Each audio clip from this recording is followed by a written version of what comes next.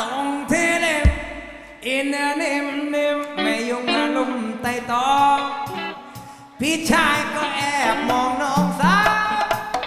พี่ชายก็แอบมองน้องสาวเห็นเนื้อเขาเข้านั้นทำให้เบาใจเสีย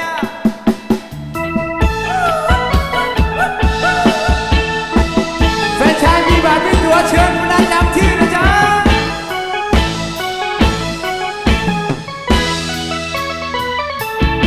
เสียงและมัด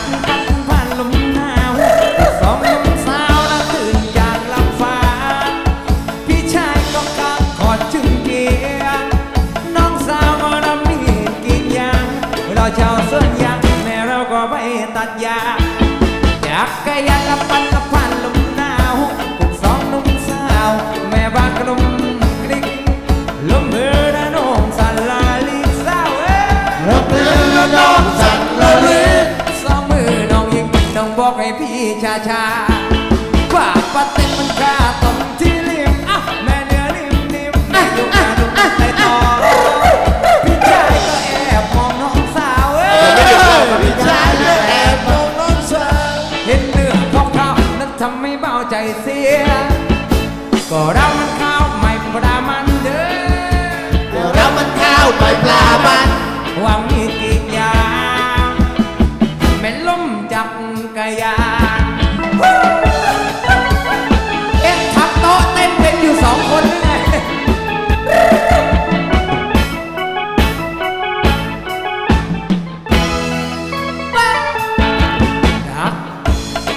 จักไม่ใช่จัก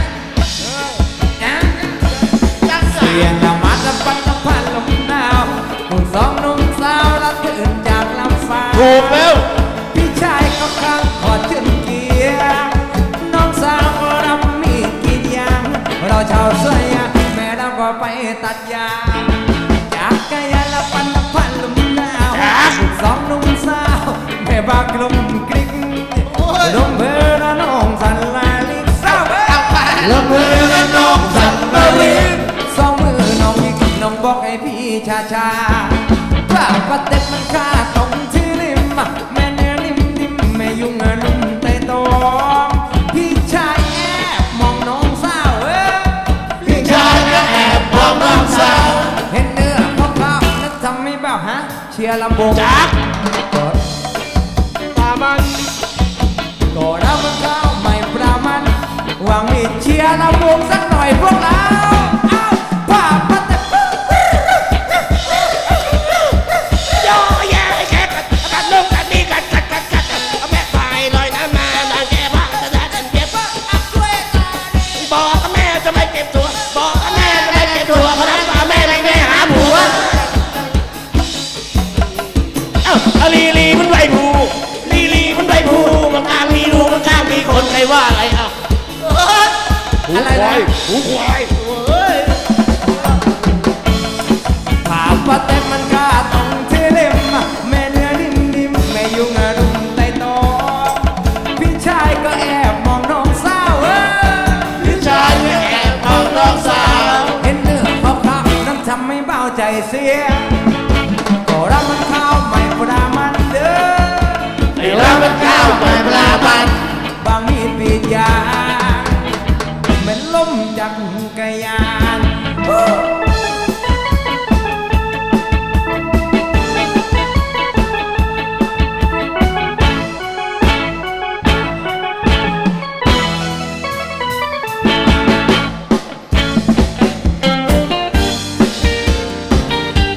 เพลงนี้ขาดไม่ได้เอาใจขี้เมาทุกท่านเลยส่งเสียงหน่อยนะกอดเขาละโสดเราชมเดือนละเอาจังว่าเพื่อนไม่มีใครรู้ใจเรายามค่ำคืนอากาศก็หนาวยามค่ำคืนอากาศก็หนาวมาคงกองกินเราอยู่ข้างกองไฟลิงละลำร้องดังโอมละน้ำข้างผ้าโผงผสมเปลวไฟหยิบกีตาร์มาจับคอดีสายหยิบกีตาร์มาจับคอดีสายผมร้องออกไปแต่ใจฉันเงาจังเลย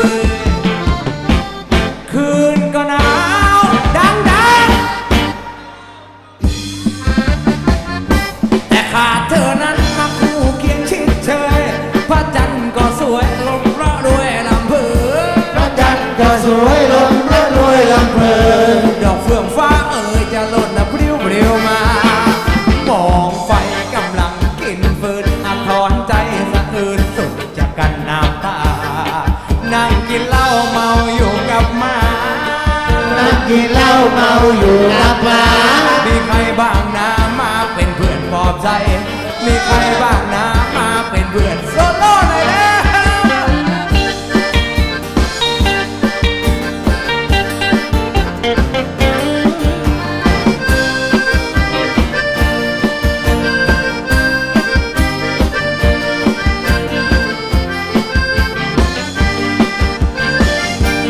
คืนก็หนาวดำดำ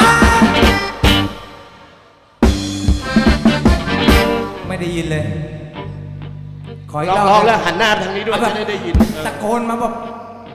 นะ เขาบอกว่าคนหน้าตาดีจะตะโกนดังเป็นพิเศษนะ เออ ไม่รู้จริงหรือเปล่า ลองดูกันแล้วกัน คืนก็หนาวอ่ะเออแต่ขาดเธอนั้นรักคู่เคียงชิดเชยพระจันทร์ก็สวยลงระรวยลำเพอ พระจันทร์ก็สวยลมและรวยลำเพลิน ดอกเฟื่องฟ้าเอ่ยจะหล่นนะพริ้วเปลี่ยวมา มองไปกำลังกินปืนอาทรใจสะอื้นสุดจะกัดน้ำตา นั่งกินเหล้าเมาอยู่กับหมารับนอน นั่งกินเหล้าเมาอยู่กับหมา มีใครบ้างนะมาเป็นเพื่อนปลอบใจ มีใครบ้างนะมาเป็นเพื่อนปลอบใจ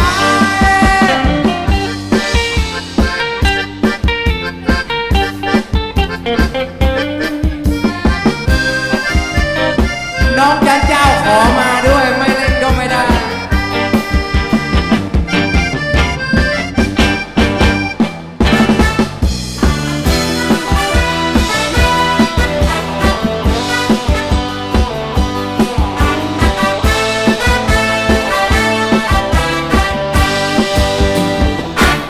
เป่าปุ่นจิน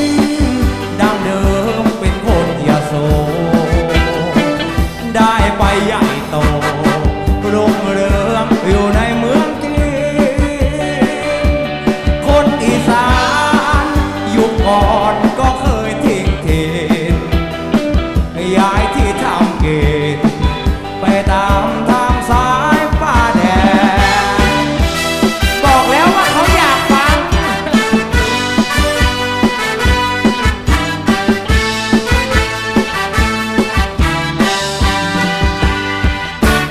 ให้ป้าแดงมีมาแล้ว4,000 ปี เก็บป่าได้ดี ไม่ต้องพึ่งพาเจอไรเขาใช้นอนเป็นเข้าไปช้อนชัยสงวนโปรตีนไว้ กินใช้กันไปทั่วแดนเอ้า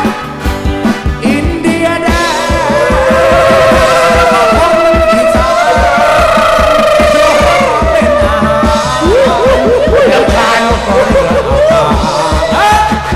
จึงว่ายข้ามทะเลไปยังเท่ายุโรปราออกลูกเป็นเผ่าต่างๆของอเมริกา อีสานบุกเอ้ย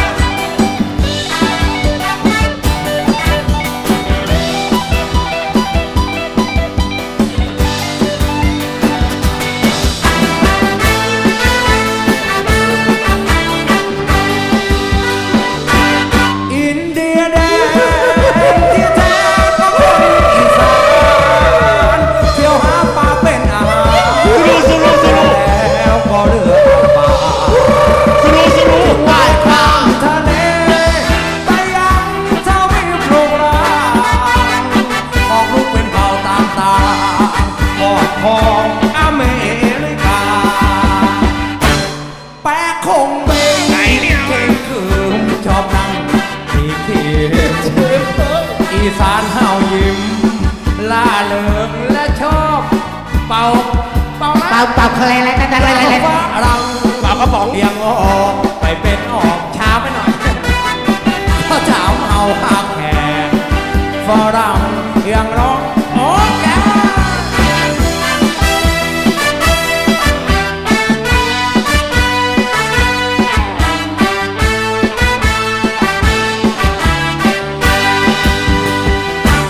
โจ๊กป้าแดงมีเรื่องแปลกให้โจรกาผู้ชายอีสานนิยมห้อยบารัดคิงแขกมาเจอก็เอาของเราไปอีกไปบูชาศิวะเดิมอีสานเลยเหลือแต่หำ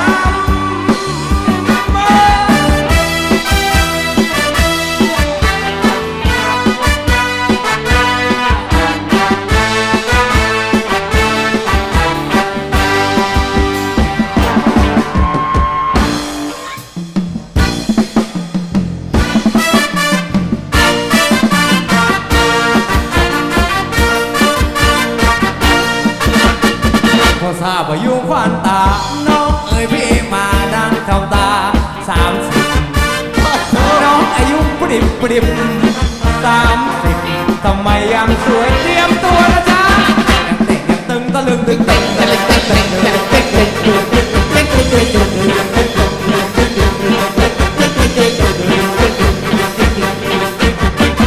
ยังเต่งยังตึงตะลึงตึงตังและน้องเอ๋ยข้าวจากขาวดังมายิ้มยังหวานเสียด้วยเปล่าป่วยยังมองตาแปลคนโซดาโถใครจะเตือว่าแม่บนเรืออายุมากแล้ว30เพียงแจ๋วแจ๋วแต่จนนาจีอีแม่มะพร้าวเนื้อตัน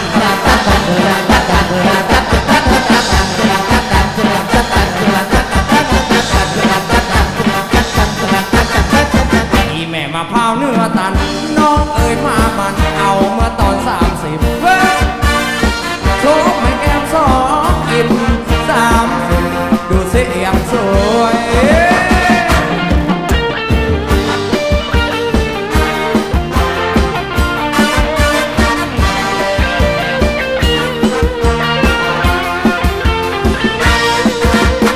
โชคใครจะเชื่อว่าแม่บนเรืออายุมาก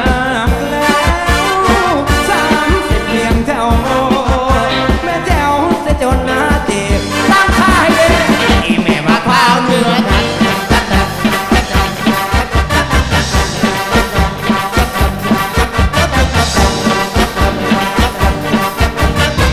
อีแม่มะพร้าวเนื้อตันน้องเอ๋ยมามันเอาเมื่อตอน30โชว์แม่แก้ม2ยิ้ม30ดูสิยังสวย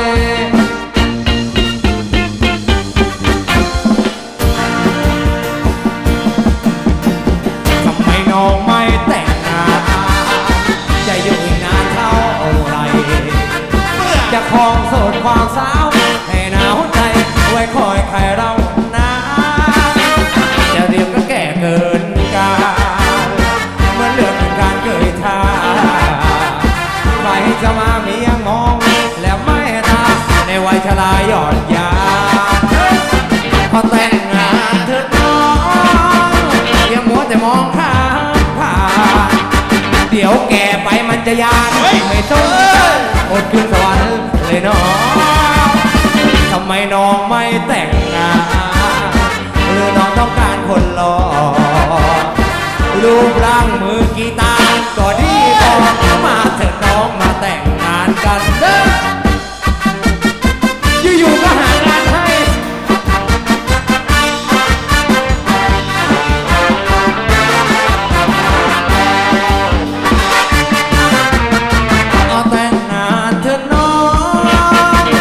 มัวแต่มองข้ามผ่านเดี๋ยวตายไปยมบาบาไม่ส่งนะสานอดขึ้นสวรรค์เลยน้องทำไมน้องไม่แต่งงานสุดท้ายไงคือเราต้องการคนหล่อรูปร่างอย่างพี่ก็ดีพอมาเถิดน้องมาแต่งงานกัน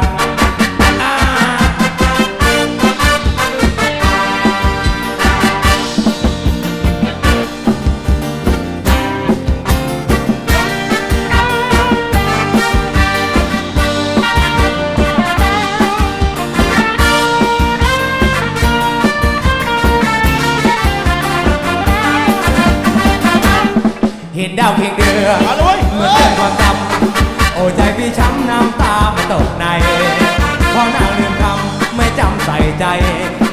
ฝันใฝ่เป็นดาราสิงห์รวมทองน้องลืมนาลืมคำที่สาบานโทษใจนวลบางเดินหน้าเมืองควายถ้านางโชคร้ายลงไปในหมู่พาอันหัวเดิมองก็คงแหลกลานมานอนแนวสั่นมานอนทรงแม้เจอมาหายดวงจมอาจต้องไม่ถึงตายขี่เก่งอย่าลืมเกียนบ้านนอกระวังนะจ๊ะบางกอกจะลองพานางเลขายในกอบในบาร์โรงน้ำชาแมงดามากมายล้วนแต่ปีกเงินปีกทองและปีกลายกว่าจะรู้ตัวก็สายไม่เห็นในควายต้องเลียน้ำตาเดี๋ยวใครเดี๋ยวมอยโชว์ใครดังมันเมื่อยามเดือดรันโทรมันจะห่วงนาเหมือนหัวลวงเงาที่เราเฝ้ากาไม่ควรหนีป่าจะเงินดอนนี้เมืองกรุงสร้างบางอ่อนวิงวอนในวังดี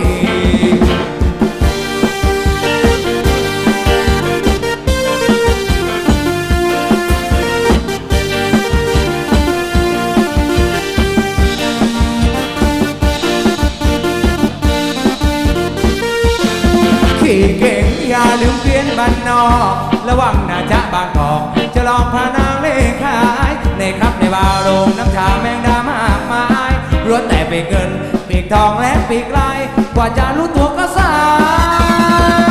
ยอย่าให้รู้นะแอบไปเต้นกันในห้องน้ำนะพี่ เฮ้ยบ้าใครไปเต้นในห้องน้ำ ไม่พ้นในควายต้องเลียน้ำตาเลี้ยวมองดูควายโทรใครดังวันเมื่อยามเดือดรันโทรมันอย่าพวกนาน้องควรมองเอาที่เราเฝ้ากา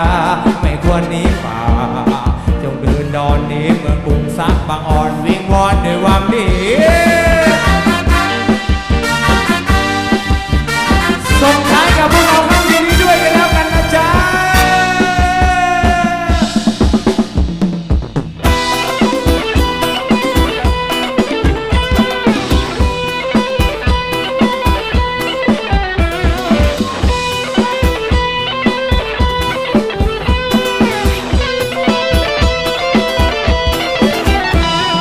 ลมทะเลพัดเรื่องราวทะเลริมทะเลอยู่ไม่ไกลชายฝั่งใต้ทะเลเคยมีปะการัง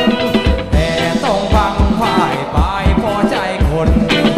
ในทะเลมีกุ้งหอยปลาปูปะการังเป็นที่อยู่ที่กิน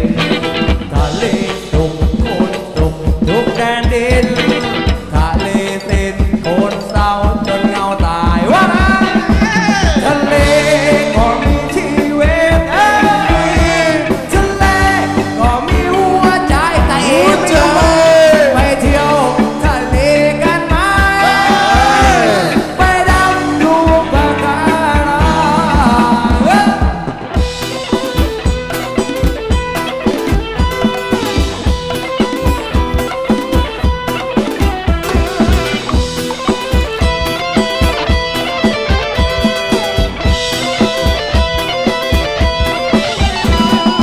ลมทะเลพัดความเศร้ามาเยือนคอยย้ำเตือนว่าทะเลเจ้าวิกฤตตายทะเลต้องรมตายหลายชีวิต